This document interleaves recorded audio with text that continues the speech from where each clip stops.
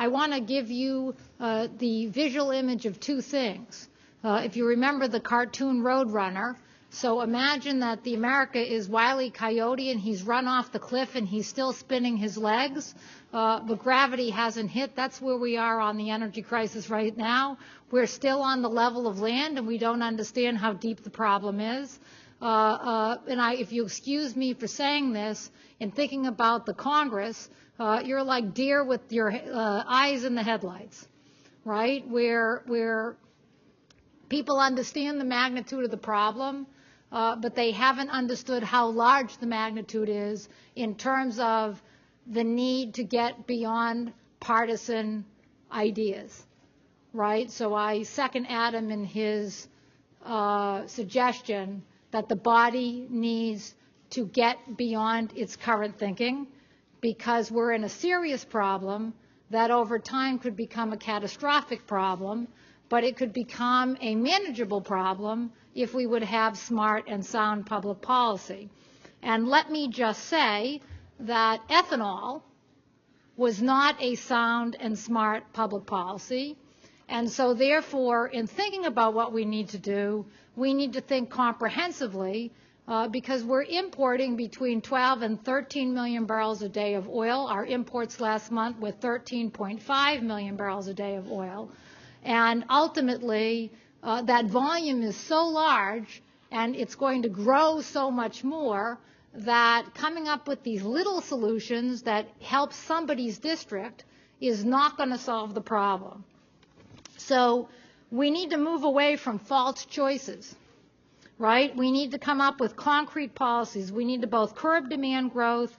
We need to increase what I call the substitutability. One of the reasons why you're having a hearing on oil and gasoline and not on electricity is because we have many different fuels we use to generate electricity in this country, and none of them are oil, right? That is something that was a positive feature of the 1970s. Most Americans no longer heat their homes with heating oil, right? So there's a whole range of problems that have been sort of eased since the 70s because we have enhanced our substitutability in certain areas. We need to do that in transportation.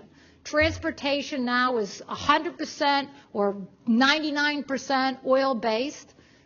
We now see the emerging technologies where we could diversify that, right? And if we look at the wonderful projections that the DOEs and others have done, we know that something like 75% of the increase in world demand for oil is going to come from the transportation sector.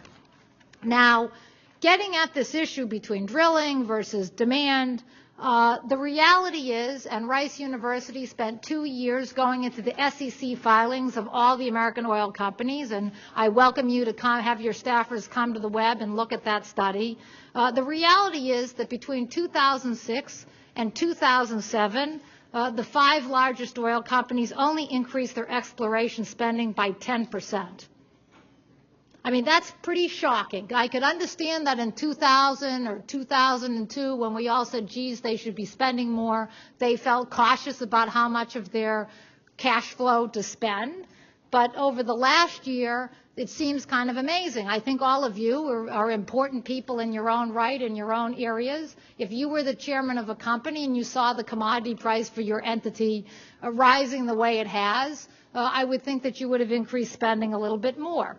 Right? The second thing that's happened in the last year is not only did the majors not increase their exploration spending dramatically, though in fairness to them they did make some big boosts in 2006, but remember costs have gone up 100%. So even if they're increasing under 50 or 100%, they're not increasing at all.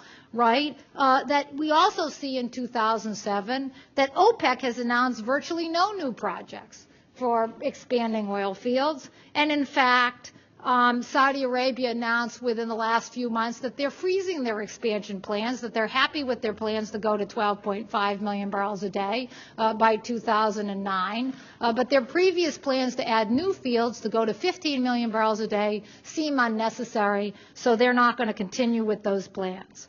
In addition, if you look at the research and development spending of our 5 largest oil companies that are collecting $160 billion in operating cash flow in 2007, they spent together, all 5 companies, $3.3 billion on R&D. That is half the annual R&D budget for General Motors or Microsoft. So again, in an age where we need new technologies and new investment, we're not getting the momentum. Now, just a couple of quick facts. We have done simulations. If the offshore continental shelf was open to drilling without restrictions, we could expect a 7 or 8% rise in natural gas production. So that's about 1.5 trillion cubic feet higher. And then after about by 2015, and then after that, we could expect a 10% increase each year.